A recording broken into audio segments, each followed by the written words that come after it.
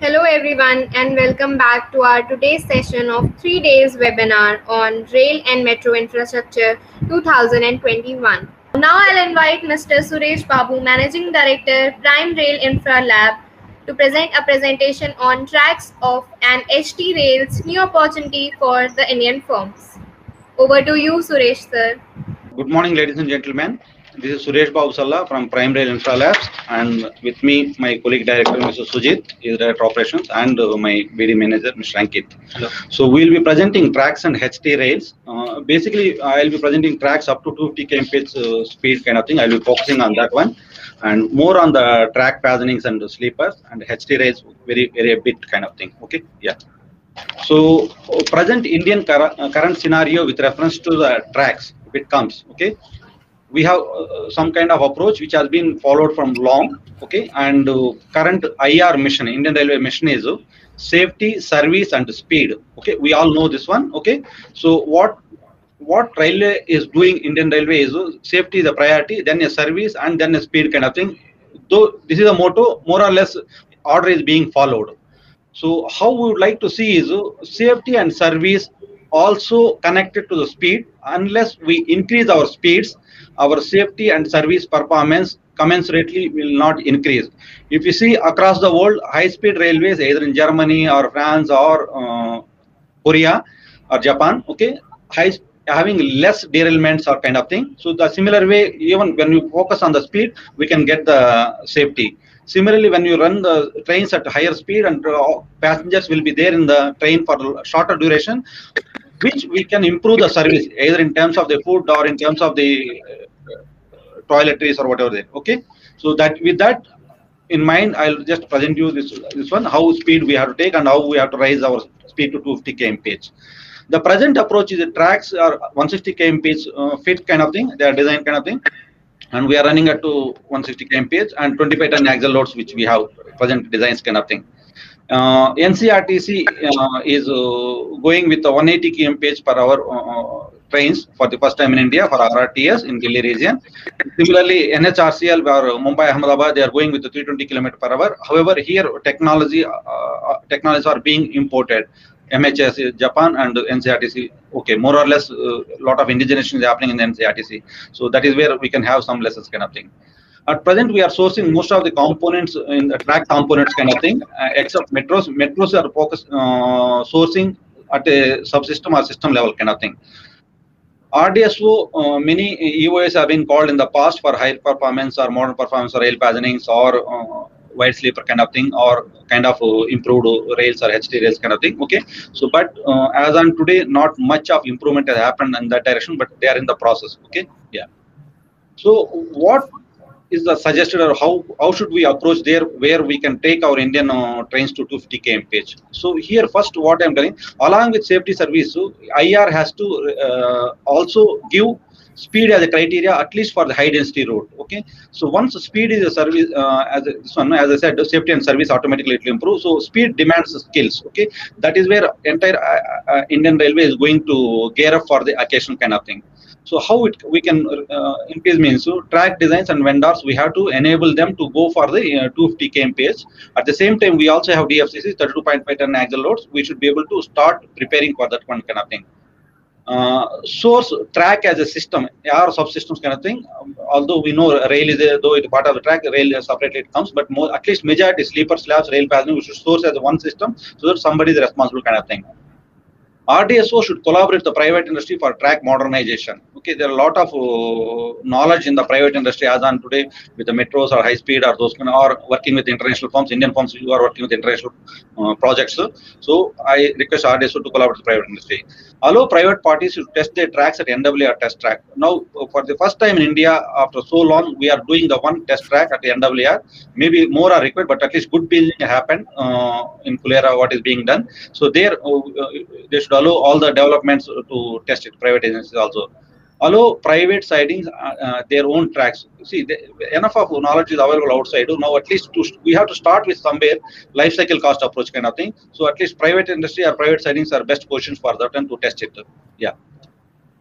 So 250 kilometers per hour, how to go there? What I'm telling. First thing is we need to address the rail corrugations. Okay. So rail corrugations today is a big problem for that, for high speed kind of thing. So we probably one solution is HT rail kind of thing or HS rail kind of thing, heat treated rails. Okay.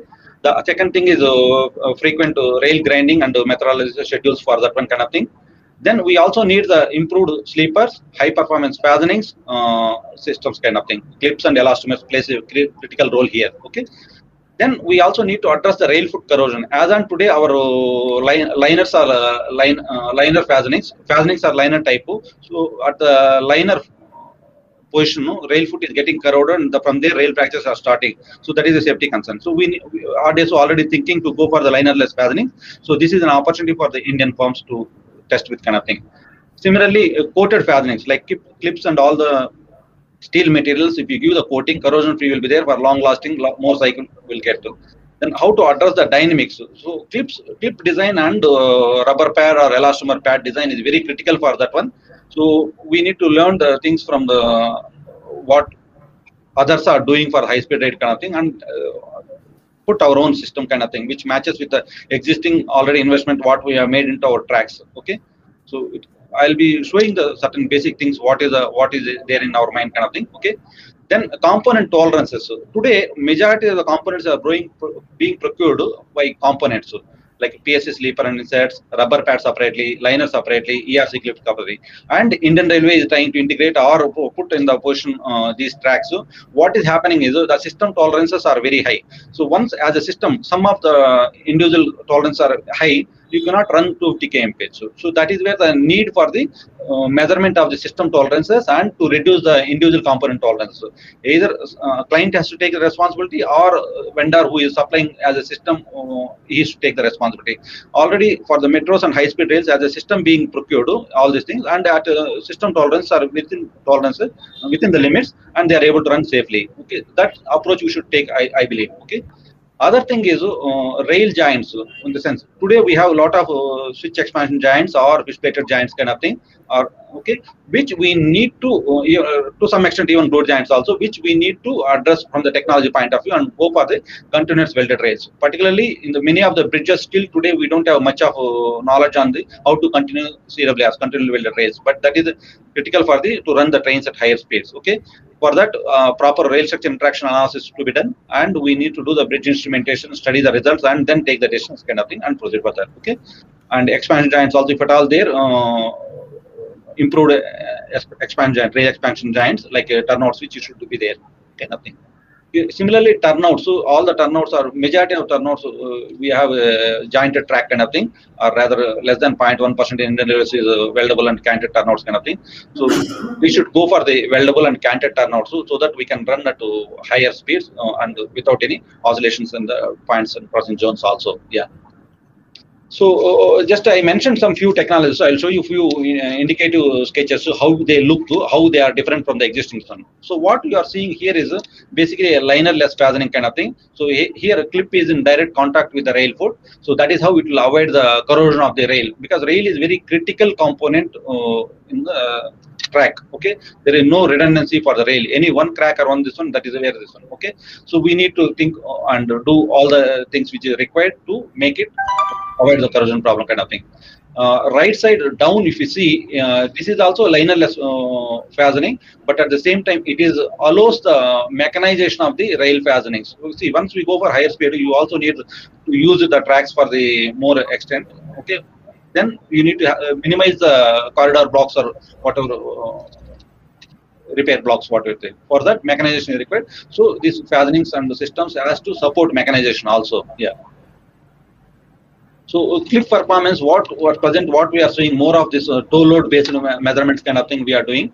We also need to go to the resilience based system kind of thing. We need to frequently measure resilience, okay, along with the tow load what we are measuring kind of thing. So that is where the clip performance is going to improve. And we can also think of double resistance arches. Today ERC clips what is there over the Indian Railways, okay, or single resistance arches which are there, okay, which are not good for the higher resilience which we require kind of thing. Along with the tow load, we also need to maintain the resilience, for which we should go for the double resistance arches rather than going for the higher diameter clips. Now 20 to 23 mm for Mark 3 to Mark 5 we are gone. So we all know what is happening there. Okay, and we should also try with advanced materials like 55 Si2 is there. So already several countries have gone to 60 Si2 MNA. It is annealed steel, manganese annealed steel kind of thing. So we can try these kind of materials, and yes, we should certainly try. Yeah, coating of corrosion for the corrosion protection. Yes, already I mentioned there can be zinc coating, electroplating, or different kind of coatings are there. Indian industry geared up for that. I think we should use the opportunity for the people to come with the coated fasteners. Yeah. So Indian railway is not same as other railways kind of thing, European railways or whatever they kind of thing. Here we have a mixed traffic where predominantly other than DFCs now mixed traffic is there. Mixed traffic demands different fastening performance are different. For the passenger trains it is different. For the freight trains it is different. So initially we were having a 6.2 or 6 groove rubber pad, okay, which behaves same way for the both the loads kind of thing. Now recently we have gone with a nylon composite rubber pad kind of thing. But however, as per our research and development, whatever we did, steel composite pad is better suited for the higher axle loads kind of thing. When we are going for higher axle loads, steel is the best performance for the resilience kind of thing. So this is what the composite pad, what is being suggested or some kind of thing. Along with that, we should also have some kind of lateral resilience for the track. Now, predominantly we have only vertical resilience, so we should think of lateral resilience also for the rail fastenings. So another besides fastening, so what comes into major play is sleeper. Okay, so sleeper, we all know that earlier RDSO RT2496 sleeper to now we have gone for the wide sleeper kind of thing. So, but intended benefits, did we get it, or should we still continue our research from the wide sleeper to extra wide sleeper kind of thing? Okay, extra wide sleeper is basically wide sleeper with a lesser footprint. At the same time, it allows for the present mechanization or mechanized maintenance, like either BCM or track tamping, whatever to be done. This kind of sleepers it allow. So it gives less rail stresses in the sense the unsupported length for the rail or effective length of the rail span is much less between the two sleeper. So that is where the rail stress is less and your pin resonance will be less, and you can run at the higher speed kind of thing. And you can also have a less ballast cushion. Now Indian Railway has gone for 350 mm kind of ballast cushion. At the same time, we have a 600 mm sleeper spacing, which is making the stress zones overlap. Once the stress zones overlap, we are not getting the intended benefits. So for that, we should try these kind of solutions than wide sleeper with a 600 mm kind of thing. Okay, and this all finally result in the less track deterioration. That is where we can run confidently higher speeds kind of thing. So how to address this one is basically I just suggested procurement as a system kind of, or at the maximum subsystem kind of thing. Okay, there will be a single point responsibility for the vendor for the quality and all the inspections kind of thing. So he or she will do the better quality kind of thing.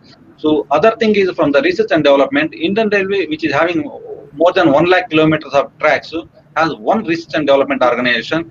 So this is what is funds going into R&D is very less. What I feel is we should have at least 4 R&D RDSOs in India, maybe north, east, west, south kind of thing. Okay, that will generate the local problems to study better. India is not one in the climatological region, and several variations are there. Okay, we can have a more cost-based approach when we have 4 RDSOs. Okay, local conditions can be taken care. At the same time, there will be competition among them. If you give, there will be better results which will come out kind of thing. So this is another suggestion which we would like to make. And we should also promote investments in the advanced precision manufacturing. Today, manufacturing, what is being done, it's kind of primitive manufacturing is being done, either for the rubber pad or for the clips or clamps kind of thing. So automated systems and more tolerances to tight tolerances required means we need to go for precision manufacturing. For that, we should give the comfort to the private industry to have a stability in the procurement. Maybe long-term contracts can be given, 3 years, 5 years kind of thing, with the minimum assured quantities kind of thing. Okay, while taking care of the competition. I know artists were more worried about the competition. Yes, it will come, but we should develop the technology and then it will come. Okay, then pre-qualification of vendor with technology also as a one base kind of thing. At the same time, presently, what RDS were doing test track in Northwestern Railway, Fulera, at present 200 kmph is planned with 200 km design speed. Instead of that, I think we should. This is the time we should aim for the 250 kmph. This is my personal opinion. Yeah. So the other topic which I assured that I will be touching is basically ballastless tracks. Along with the ballasted tracks, now a lot of ballastless tracks are coming. Metros, high-speed rails, semi-high-speed rails. Now we are talking about Rajkot, Ahmedabad. We are talking about Pune, Nashik. We are talking about Silver Line in Kerala. So a lot of semi-high-speed rails are coming. So there is a requirement for the both technology and for the products for the Indian vendors opportunity in the semi-high-speed rails. And high-speed rail also, besides MAHSR, there are 7 high-speed rails where DPRs are reports are being prepared. So we need to have our own over a period of time kind of thing. Okay, that selection how it can happen kind of thing. What we have to see ballastless tracks is ballastless track. One thing important is resiliency. Resiliency only in terms of the fastening, is it sufficient, or we need to have a 2-layer below the slab also kind of thing. Okay, so what we prefer is we should have a resilient BLT system wherein below the slab also there is a kind of resilience that will address the noise and vibration and your rail dynamics much better way kind of thing. At the same time, we should also think of ease of construction. Precast is coming up in a big way, so it will improve the quality. At the same time, improve the rate of progress. Okay, and tolerances will be within the limits. So we should encourage the precast ballastless track systems. Okay, and cost efficiency is also much higher in the precast systems as on today. Okay. And if you see these things, so if you engineer these things from the RAM's perspective, reliability, availability, maintainability, and safety perspective, we need to have a little different approach from the present metro tax kind of thing, wherein dispersed tier connectors, if you go, probably that will give the better for the interfacing substructures also, like viaduct or tunnel kind of thing. Over a period of time, the interdependence interface issues will come down. Okay, we have to think those things, and then that is where precast, universal, resilient, removable track plates. Other thing what I would like to touch is removable track plates. Most of the BLT systems as on today are fixed to the structures. Okay, either viaduct or this one. Recently, some few years, 2 years back, I think in Germany, one fire accident took place, because of which entire slab system got deteriorated, but they had to stop a long, almost 10-12 days to restore that section of the track. So that is where thought process is going towards the removable track plates. And you all might have heard of HS2 in UK is gone for the different type of systems, wherein they have given a very high weightage for the removable track plates while selecting the ballastless track system. Yeah. So this is how it looks. This system, so very simple. We should modelize as much as possible. We should modelize while doing the development, technology development. Yeah. So this is from the Prime Rail. Basically, Prime Rail, what does it do is basically maximize sustainable mobility is a mission for the Prime Rail. So we have been working for the last few years on this tracks and rail systems kind of thing. Okay, so in the tracks, basically we developed our own technologies, and then we have patented technologies kind of thing. We have O-clip, like current E-clip is a single arch, O-clip is a double arch system kind of thing. It is a threadless, and we have linerless fastening along with that. We are also having a PR90, basically mechanization to allow by 90-degree rotation kind of thing. It is a threaded fastening for all the metros and high speeds. We can use it kind of thing. Prime Rail also developed a steel composite elastomeric pad, wherein thin wavy plate has been put there, so that wide spectrum of vibrations or vibrations can be absorbed kind of thing.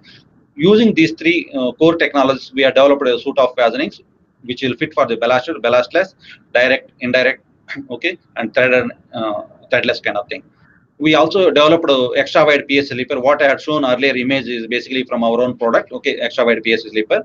So this what is the advantage which I had told you kind of thing. Okay, which is shown internationally, good attention as it has received, extra wide PS sleeper kind of thing. And similarly, precast track plates, BLT track plates, which we have developed for the high speed and indigenization of the track products in India kind of thing. So we are also working in the direction of what other vendors and industry is thinking in the same way. Okay. Thank you for the opportunity. Thank you. That was a very insightful presentation, sir. We are grateful for the time and efforts you took to share your thoughts